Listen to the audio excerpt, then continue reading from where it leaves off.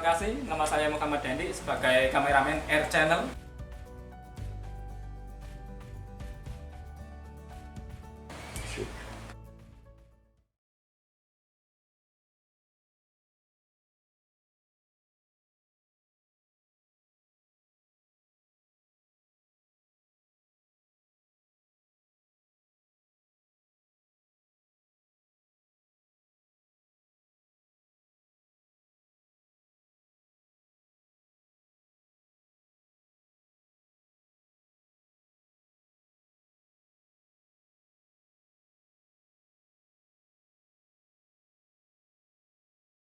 Assalamualaikum warahmatullahi wabarakatuh kepada seluruh pemirsa.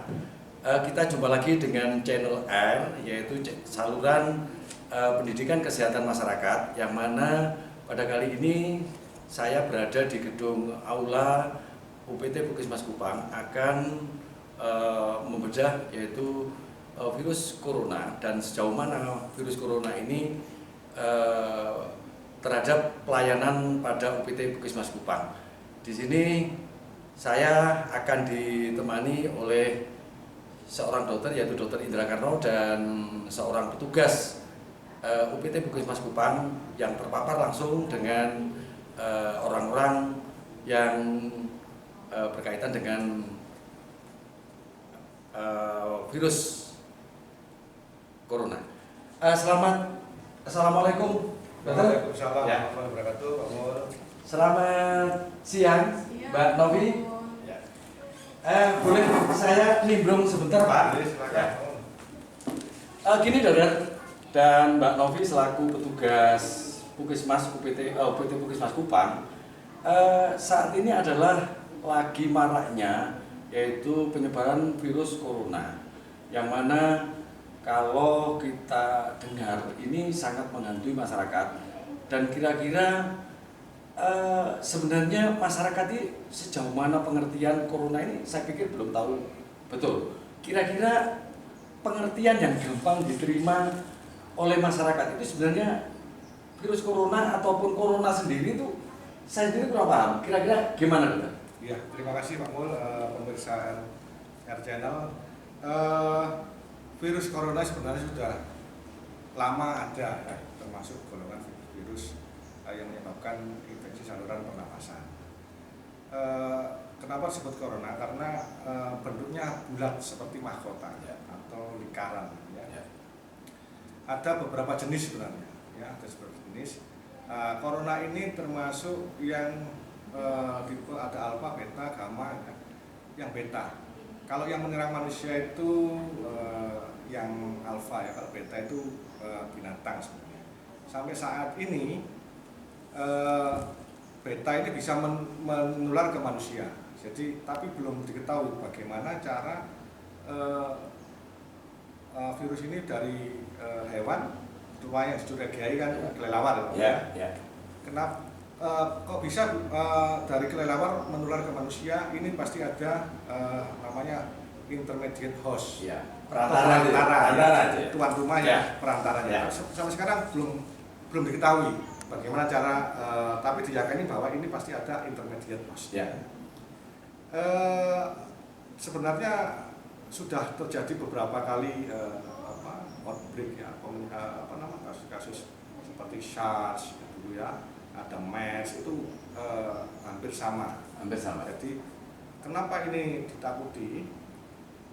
Penyebarannya cukup cepat, ya, cukup luas, ya, mudah menyebar, dan kalau kita terkena bisa menyebabkan penyakit saluran pernapasan bawah, yaitu pneumonia. Ya. Pneumonia itu penyakit radang parunya, bukan saluran napasnya tapi parunya, yang itu akan pasien yang terkena itu akan menderita atau mengeluh sesak napas. Kalau sesak napas, akhirnya saturasi oksigen di dalam darah, di otak, kemana-mana itu berkurang. Itulah yang membahayakan pasien. Itu kira-kira. Ya. Kalau menurut keterangan dari Dr. Indra tadi, corona ini bukan hal yang baru. Bukan yang hal baru. Ya. Intinya berarti sebelum sekarang ini ini dulu sudah pernah ada virus itu. Sudah mulai zaman dahulu sebelum ada perkiraan macam-macam ya, ada yang sebelum Masehi sudah ada, tahun 1960 itu sudah pernah terjadi banyak yang meninggal, terutama yang terkenal itu flu Spanyol ya. Flu Spanyol itu membunuh kira-kira 17 juta orang. Ya. Ada yang bilang mengatakan 100 juta ya. Jadi itu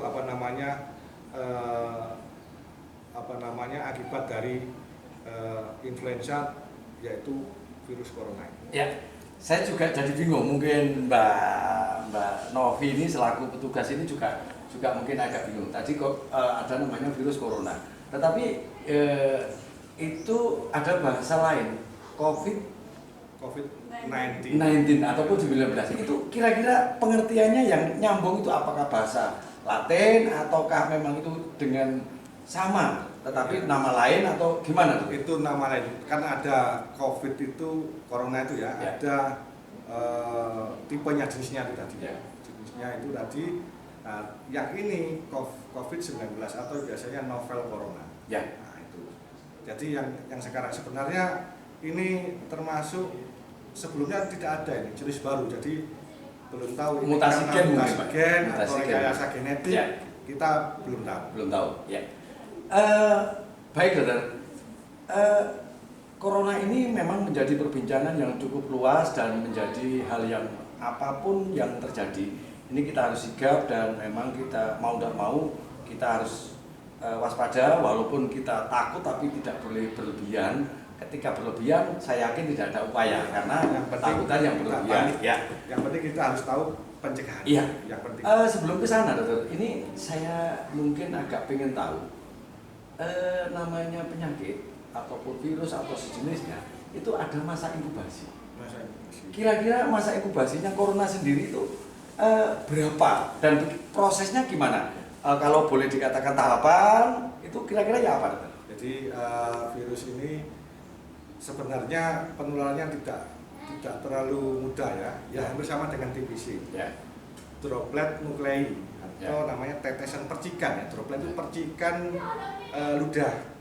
Jadi kuman kita kalau ngomong, makanya sebenarnya masker itu hanya efektif untuk mencegah ya, pasien yang sedang sakit batuk itu ya, dikasih masker. Jadi kalau dia batuk tidak sampai menyemprot kemana-mana.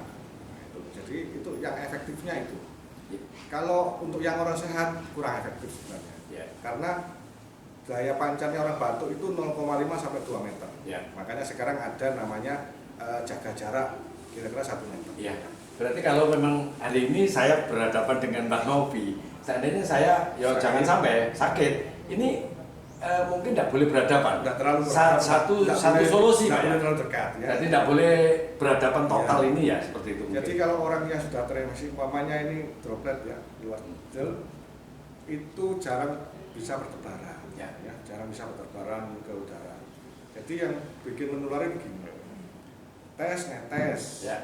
Nanti ada orang tangannya menyentuh. Jadi menyentuh sesuatu yang ada itu ya. Nah itu kadang itu kita gatel hidung loh.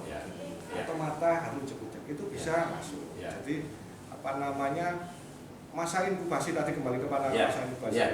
Seorang yang tertular itu nanti langsung cepat virus itu menempel di mukosa. Jadi virus itu ada khusus kayak pedolan-pedolan kaki-kakinya itu dia akan mendarat itu cocoknya mau mendarat ke mukosa mana? Biasanya mukosa saluran napas.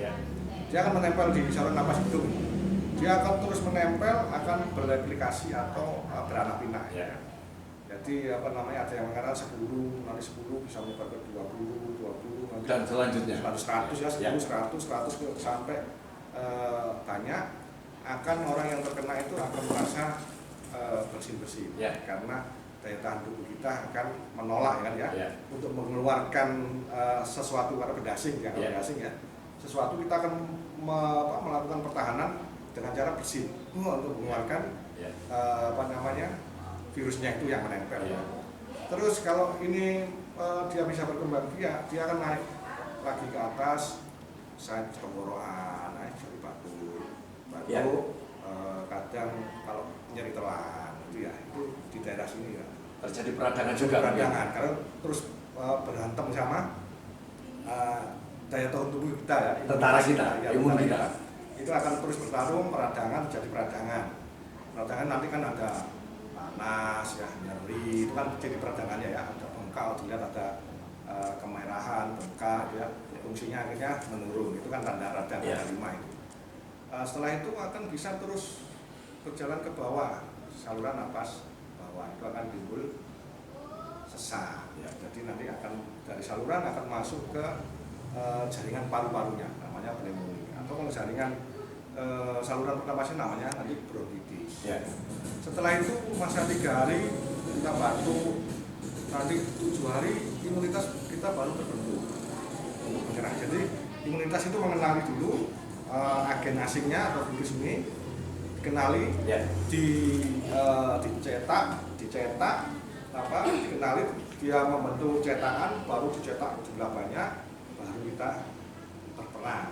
Ya. Berperang itu nanti terus sampai 7 hari baru kita akan membentuk antibodi. Antibodi nanti terus sampai berkembang 14 hari sudah kita akan enak. Jadi makanya ini nanti kayak banyak yang pakar-pakar menyarankan untuk lockdown atau social distancing ya, penjarahan itu maksudnya 2 minggu atau 14 hari, maksudnya itu nanti inkubasi. Jadi orang terkena sampai penyembuhan itu kira-kira 14 hari. Ya. Proses yang disampaikan oleh dokter ini cukup bisa diterima. Mungkin Mbak Novi juga sudah paham, Mbak Novi ya, walaupun setiap hari bergelut dengan pasien. Tentunya mungkin ilmu ini walaupun kita sendiri harus butuh referensi yang cukup update. Ketika mulai terkena itu kira-kira tadi sampai 14 hari, 13 sampai 14 hari. Seandainya ini tidak mendapat pengobatan, ya namanya orang itu, contoh kita mungkin Mbak Nevi selaku tenaga medis ataupun paramedis ini mungkin ada kalanya juga salah diagnosa ya, karena mungkin menurut keterangan dari dokter tadi itu tanda-tandanya hampir mirip dengan penyakit saluran pernapasan atas yang lain gitu ya. Kira-kira seandainya salah diagnosa, apa yang terjadi paling fatal? Ya. Itu kan kita sudah ada protapnya ya dari Kementerian Kesehatan. Jadi kalau ada orang yang keluar batuk, pilek, kita akan tanya, kita anamnesa, kita tanya lagi apakah pernah berkunjung ke tempat negara yang terjangkit atau ke tempat-tempat kota-kota yang terjangkit wabah ini ya, atau pernah enggak menunggui pasien yang PDP, pasien dalam pengawasan ya, atau pernah enggak menunggui atau terpapar atau paling enggak merawat pasien yang sudah dinyatakan positif ya, itu nanti beda Pak. Ya. Kalau memang tidak ada itu berarti ini kira-kira flu biasa, tetap diobati dengan obat simptomatis atau untuk mengurangi gejala panas, gas panas, pilek, gas obat pilek, batuk, gas obat batuk. Yang penting makan yang cukup, terus istirahat yang cukup, banyak minum ya. Sebenarnya panas itu tidak harus obat panas, minum yang cukup, dikompres. Ya. Yang penting itu penanganannya seperti itu. Jadi biar masyarakat tidak gelisah, tidak panik, tapi jangan menganggap remeh ya. Jadi kadang ada, wah nggak apa-apa, itu virus biasa, ada kan di internet atau di mana itu ya, media sosial itu ada yang nggak apa-apa, itu nggak usah panik. Ya memang kita tidak perlu panik, tapi jangan menganggap remeh. Karena kalau kita keluar batuk pilek langsung ke tempat-tempat kesehatan agar nanti ditanya ini diklasifikasikan yang mana ya, apakah ini influenza biasa atau nanti termasuk orang dalam pengawasan atau nanti masuk ke dalam pasien dalam pengawasan. Jadi perlunya kita setelah ada gejala kita datang ke tempat kesehatan, perlunya itu. Jadi kita nanti kalau memang kita dalam pemantauan, pihak puskesmas akan memantau. Ya, Saya tanyakan nanti sebelum alur dari Puskesmas itu ya apa tingkat kenyamanan baik pasien ataupun tenaga sendiri, perlu saya sampaikan karena ini beda nih Pak, beda poli dan mungkin polinya beda. Di Mbak Novi ini kan kebetulan yang di KIA kalau tidak salah Mbak ya, gitu. KIA ini adalah menangani kesehatan ibu dan anak istilahnya dulu. Berarti kira-kira yang di situ pada protapnya adalah orang-orang yang berkunjung adalah orang sehat, betul. Namun tidak menutup kemungkinan saya tanyakan kepada Mbak Novi, seandainya itu ada pasien ataupun pengunjung KIA ini yang menderita yang tanda-tandanya mirip dengan yang disampaikan oleh dokter, itu apakah dirujuk kepada poli umum atau bagaimana? Langsung ditangani sendiri Mbak Novi? Pastinya kita konsultasi dulu sama dokternya. Ya. Terus kalau dokternya suruh rujuk Ya. rujuk Pak. Ya, berarti itu dirujuk internal gitu ya? Iya. Ya, dirujuk internal ya. Ke poli umum. Ya, tapi sampai hari ini Mbak Novi pernah menemui pasien yang karena apa ya, untuk menentukan diagnosa, untuk menegakkan diagnosa tentunya tidak harus selaku bidan, tetapi kan dokter yang menentukan penegakan hukum. Apakah pernah diagnosa maksud saya? Apakah pernah juga saat ini sudah pernah merujuk di pada pasien yang kaya, Mbak Novi? Pernah? Pernah. Ya. Tapi dengan gejala seperti itu masih belum. Iya. Belum lengkap. Ya. Mungkin mengarah kepada mungkin Biasa. batuk pilek ataupun itu ya. Ya. Baik dokter. Ini yang saya tanyakan, Puskesmas Kupang ini adalah tergolong puskesmas yang besar karena mohon maaf dari beberapa poli ini yang lebih lengkap dan lebih banyak. Karena apa? Ada poli-poli yang tidak dimiliki oleh puskesmas sekitar kita. Kira-kira sejauh mana dengan adanya corona ini persiapan dari mulai pasien berkunjung sampai pulang, kira-kira apa yang dilakukan oleh Puskesmas Kupang itu? Mungkin Mbak Novi. Pastinya Alur pasien ya. Alur dari loket itu ya Pak? Ya. Loket dulu. Ya. Nanti kalau pasiennya ada gejala seperti batuk, kita kasih masker, Ya. sama kan disediakan hand sanitizer. Berarti masker yang seperti ini? Iya. Oh, ya. Sama hand sanitizer itu Pak, cuci tangan dulu. Ya. Seperti itu. Ya. Terus Kemudian diarahkan kepada poli masing-masing. ya, Ya. masing-masing. Ya. Berarti masker ini secara otomatis dipakai waktu Ya. masuk ke poli. Iya, Ya. harus dipakai. Oke, terima kasih. Tugas nanti yang mengingatkan. Terima kasih. Saya sendiri melihat di puskesmas lain, tidak di Puskesmas Kupang. Ini kemarin saya lihat Puskesmas Kupang ini saya lihat ada 1-2 anak Pak dengan anak kecil di bawah umur balita. Ini kemarin saya belum sempat menanya karena apa, di rumah sakit besar kayaknya untuk bahkan untuk jam besuk ini sudah tidak diadakan. Sementara saya lihat di Puskesmas ini kok ada anak kecil. Apakah mereka itu memang anak yang berobat atau anak sehat, Pak? Iya. Kebanyakan ya memang Berobat. masyarakat itu tingkat pengetahuan juga Ya. berbeda-beda ya. Sebenarnya peringatan bahwa anak kecil tidak boleh masuk ke tempat-tempat pelayanan kesehatan itu sudah lama. Ya. Ada beberapa yang mengajak anaknya, itu ada yang memang sakit, Ya. ada yang enggak. Kalau yang enggak nanti petugas kita pasti akan mengingatkan. Ya. Bu, ini kalau bisa anaknya jangan ikut kalau periksa, jadi karena rentan sekali terhadap penularan penyakit Termasuk yang berbau infeksi itu. ya. Jadi kita sudah sering kali Mengingatkan. Ya. Kalau saya lihat Pak, di pagi ada yang bertugas untuk menyampaikan sesuatu semacam penyuluhan di dalam gedung. Itu apakah hanya momen corona ini aja atau memang sudah dilakukan sejak lama Pak? Saya lihat itu seperti itu ada. Ya, ada. Kita juga ada TV Ya, ya. ya. Jadi kita setel acara-acara seperti ini atau penyuluhan-penyuluhan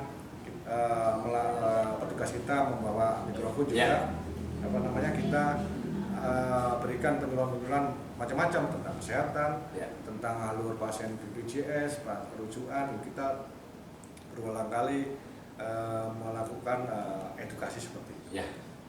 Pak Dokter, ini kita kembali kepada fokus di corona ini.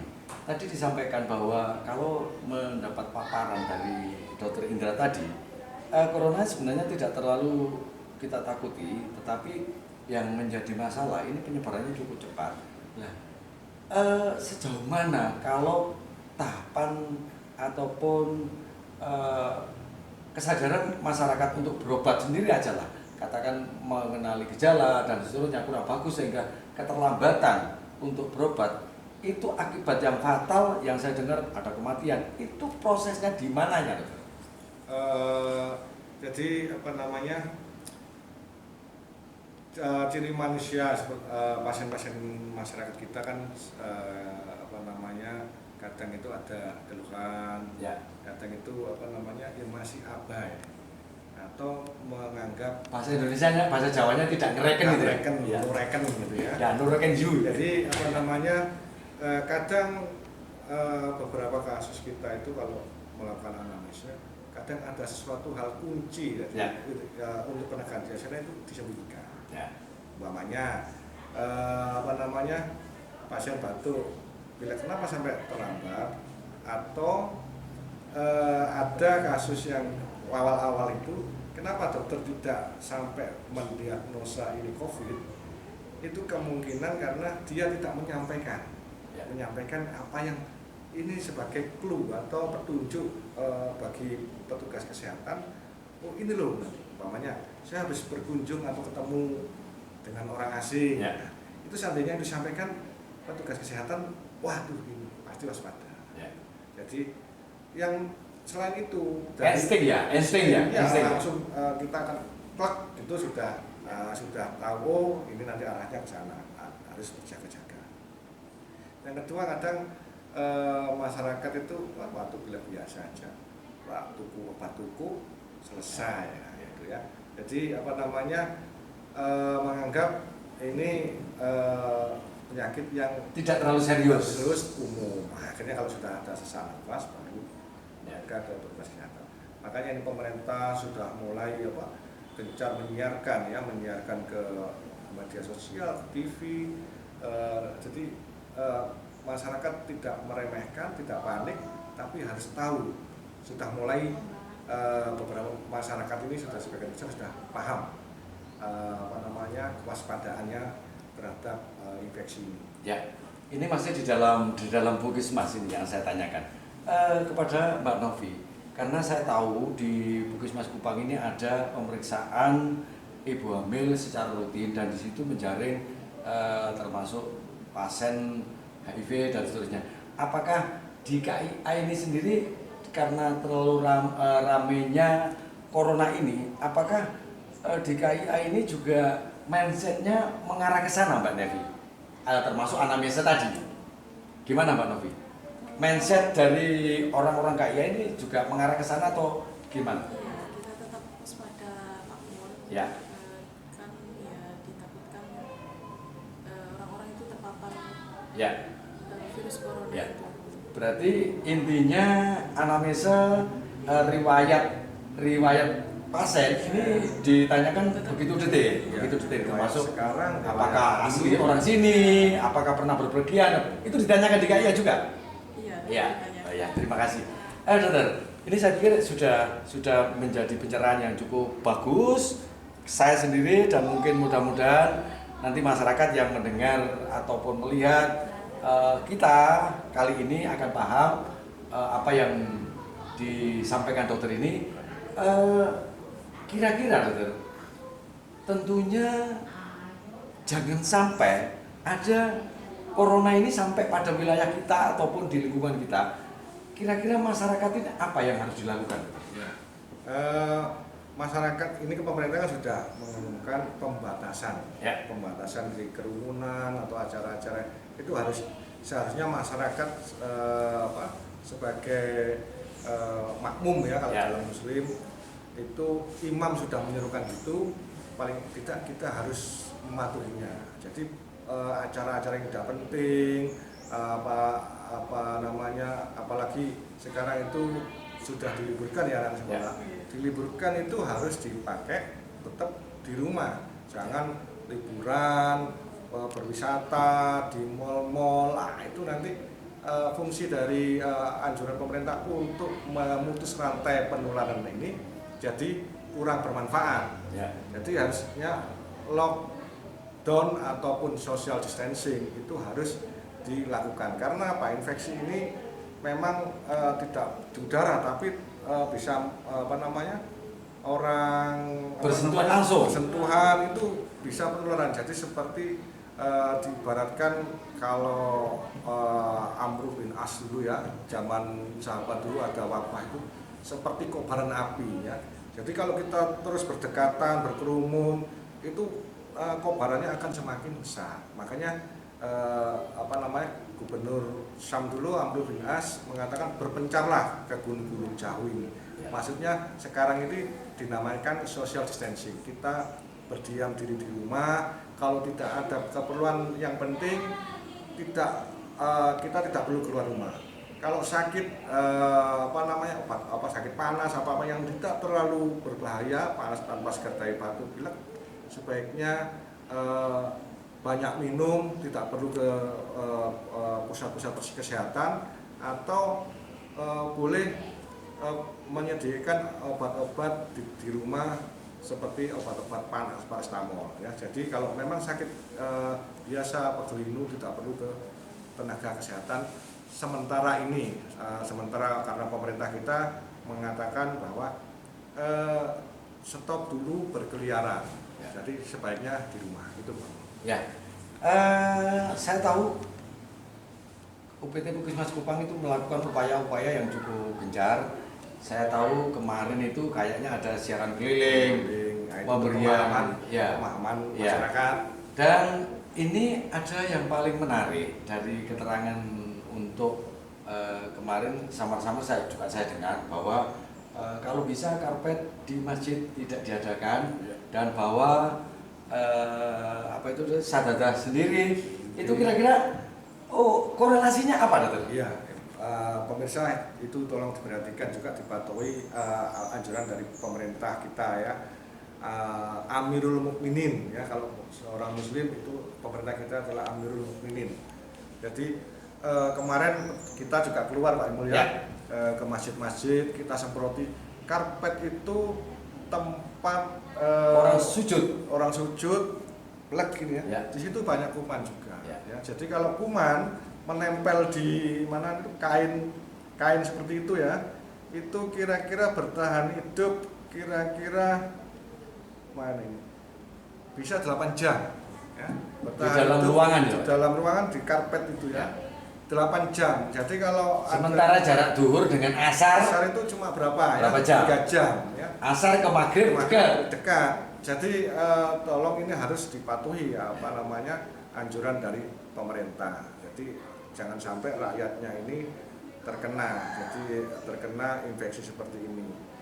Nah, makanya kita untuk antisipasi Puskesmas Kupang melakukan siaran dan disinfeksi tempat-tempat umum ya. Di tempat umum. Seperti apa? Seperti masjid, gereja, sekolah ya. Sekolah ya. Terus tempat-tempat fasilitas umum yang lain, termasuk balai desa, kecamatan seperti itu ya. Sekolah ya termasuk Pak ya. Termasuk sekolah. Pasar itu nggak tahu, kita ada kebijakan untuk ke pasar karena kita ada ya pasar di ada satu ya. Ya. Kemungkinan beberapa hari ke depan nanti kita akan jangkau desinfektasi pasar. Ya, itu mungkin Pak di tempat-tempat umum terjangkau oleh kita karena keterbatasan baik larutan yang digunakan untuk penyemprotan, itu kalau toh milik pribadi rumah masing-masing ternyata itu minta dan seterusnya, itu apakah lebih baik Pak? Dalam arti gini, Pak, saya tolong dibimbing, saya semprot sendiri, itu kira-kira Puskesmas Kupang Iya. kira-kira bersedia, Pak? Iya bersedia, tenaga kita banyak ya, termasuk Pak Mul ini Ya. akan melayani permintaan para masyarakat terutama di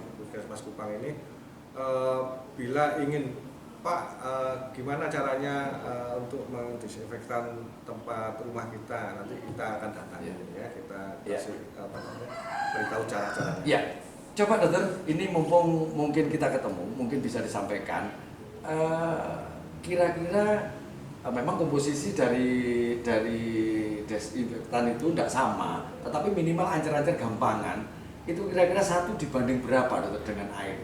Kalau Paling gampang aja lah. Kalau alat-alatnya untuk membunuh virus ini umpamanya yang waktu kalau nyebut merek gimana Ya. natrium yang basah aja, Ya. cari yang basah, jangan yang asam. Ya. Cari yang suasana basah, nanti kalau memang perlu ditanyakan ke Pak Mul. Ya. Itu untuk alat-alat untuk terutama ini 1:9. 1 dibanding 9 ya. Itu sudah steril Pak ya. Itu untuk membunuh. Ya, sudah steril ya Pak ya. Ya. Ya, karena gini, kalau ini ndak komposisinya ndak pas, saya pikir juga nanti mubadir. Karena apa, kita sudah begitu payah, tetapi ternyata tidak bisa membunuh kuman, dokter ya. Ya, Kira-kira masih ada yang disampaikan untuk masyarakat, dokter, dengan kaitannya dengan korelasinya dengan corona ini? Ya, yang penting masyarakat tidak usah panik, pahami cara penularannya, gejalanya juga untuk cepat-cepat mencari tempat kesehatan ya, fasilitas kesehatan. Kalau memang ada gejala yang saya sebutkan tadi ya, batuk, pilek, nyeri tenggorok. Tapi tidak beler itu, Pak? Itu batuk kering, jadi tidak seperti Indonesia biasa yang beler itu ya, batuk kering khasnya. Mungkin bedanya itu ya, Pak? Bedanya itu kira-kira. Terus cepat sekali untuk terjadi sesak ya. Bila batuk masyarakat ada yang batuk, datangi tempat kesehatan, tapi jangan lupa bawa masker sendiri, atau memang karena puskesmas juga terbatas, meskipun sekarang sudah mulai ada support dari dinas kesehatan kabupaten. Jadi alangkah baiknya masyarakat bila batuk datangi ke tempat kesehatan, bawa masker sendiri, atau seandainya tidak bawa masker, boleh batuk dilipat lengan ini ya. Tapi kalau sudah lipat lengan yang kiri ya, kalau waktu diperiksa tekanan darah, bilang ke petugas kesehatan, biar yang bukan yang kiri yang ditaruh di tempat diperiksa. Dipegang tangan. Diperiksa tangan apa yang diperiksa alat mansetnya itu ya, biar yang diperiksa yang kanan. Ya. Jadi nanti ini manset ini tidak kena banyak virus lagi atau ludah nanti. Pindah lagi nanti tambah kasihan yang sehat. Jadi itu terus sering-sering cuci tangan ya. Cuci tangan yang bersih banyak ya, jangan yang kayak pakai sabun biasa bisa. Pakai sabun biasa, enggak perlu yang antiseptik, pakai sabun biasa boleh ya. Kalau sabun pakai air dan sabun itu 8 hitungan ya. Tapi kalau pakai seperti ini hand scrub atau antiseptik ini cukup 4 kali hitungan ya. Sudah rata. Tapi ya 1, 2, 3, 4. Tapi harus benar ya. Itu terus yang selanjutnya adalah makan yang cukup. Jadi makan gizinya seimbang ya, ada lauknya, ada sayur, ada buah.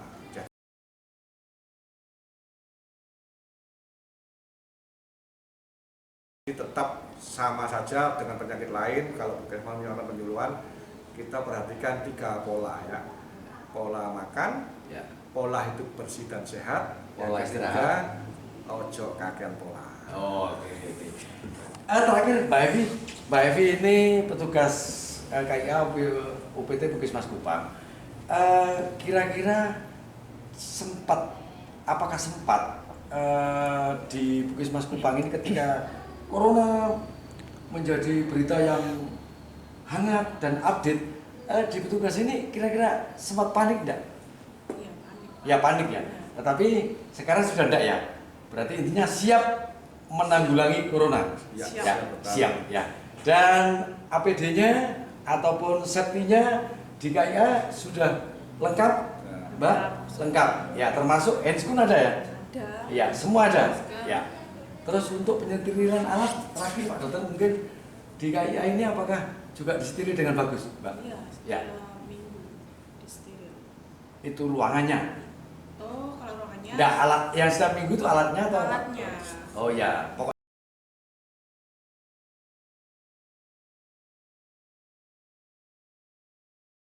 setiap terpakai Ya, itu pakai oh ya. langsung. Ya, 1 minggu berarti banyak, alatnya banyak sehingga enggak sampai numpuk ya. Banyak memang ya, Ya. terutama kayak 10 itu kita punya berapa gitu Ya. ya, kita 10 ya. Ya. 10 apa namanya. Ya. Terus yang paling penting Bang, ada beberapa ya dia di media sosial itu mengatakan kalau sudah 14 hari saya kebal, sudah apa-apa kemana-mana ya, jangan begitu ya. Meskipun ada namanya teori daya tahan tubuh kita itu merekam sesuatu yang ditempel, Ya. nanti kayak vaksinasi itu ya, Terbaca gitu ya. ya direkam oleh sistem imun kita, direkam. Nanti kalau ada penyakit yang sama, kita akan membentuk antibodi yang cepat dalam waktu dekat langsung, tidak terlalu lama, tidak sampai 7 hari ya, kita sudah dapat memerangi ini dengan imun yang khusus. Ya.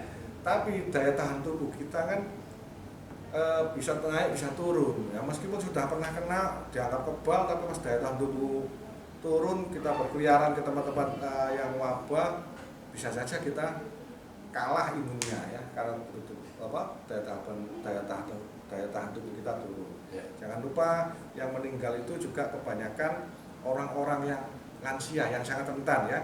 Yang rentan itu adalah lansia, anak-anak, sama orang-orang yang punya penyakit kronis, misalnya diabetes ya, atau bronkitis, asma Itu berarti lebih cenderung nanti. lebih rentan Ya, sorry. kalau kena juga fatal Ya. apalagi HIV. Ya. HIV AIDS itu kan daya tahan tubuhnya runtuh. Ya. Meskipun dia bisa merekam nanti bisa sehat, tapi ya berbahaya juga kalau makanya itu orang-orang yang rentan ini perlu dilindungi, jangan sampai terpapar. Makanya itu anak-anak ya harus di rumah, jangan pas ibunya mau berobat anaknya diajak. Itu tidak mematuhi apa yang dikatakan, apa diperintahkan oleh pemerintah kita. Ya. Semoga saja dokter dengan kita memberikan gambaran ini masyarakat lebih paham dan masyarakat akan mampu mengikuti anjuran-anjuran dari pemerintah, karena saya yakin apa yang dianjurkan pemerintah itu sudah berdasarkan penelitian dan orang-orang yang sudah ilmunya teruji dan memang itu sudah sepatutnya kita taati. Mungkin sudah tidak ada pesan lain, mungkin Mbak Evi? Satu lagi ada yang mengatakan kita perlu vitamin C dan E. Ya. Itu ada benarnya tapi tidak 100%. Jadi Ya. yang paling baik adalah, banyak ahli gizi yang mengatakan paling baik adalah vitamin yang dari aslinya, yaitu dari buah-buahan atau dari sayuran. Berarti komplit. Lebih segar ya. Ya. Vitamin B, E dan C, juga vitamin A. Itu banyak di jeruk, di wortel, pir, apel, itu banyak.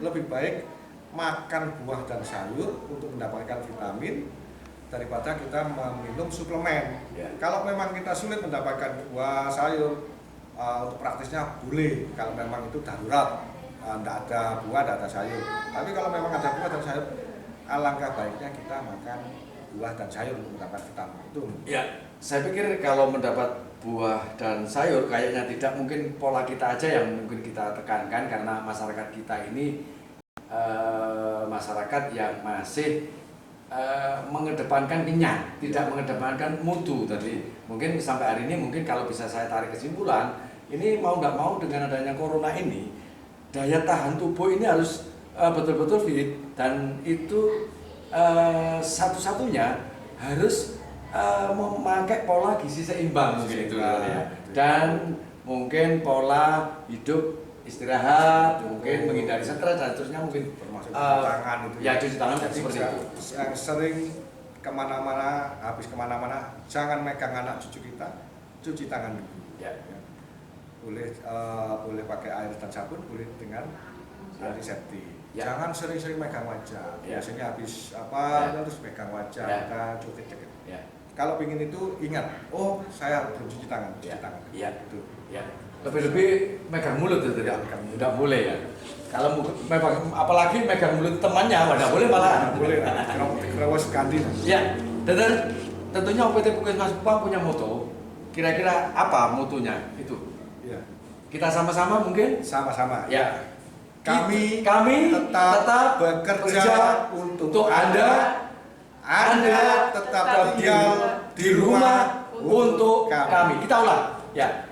Kami tetap bekerja untuk Anda tetap di rumah untuk kami.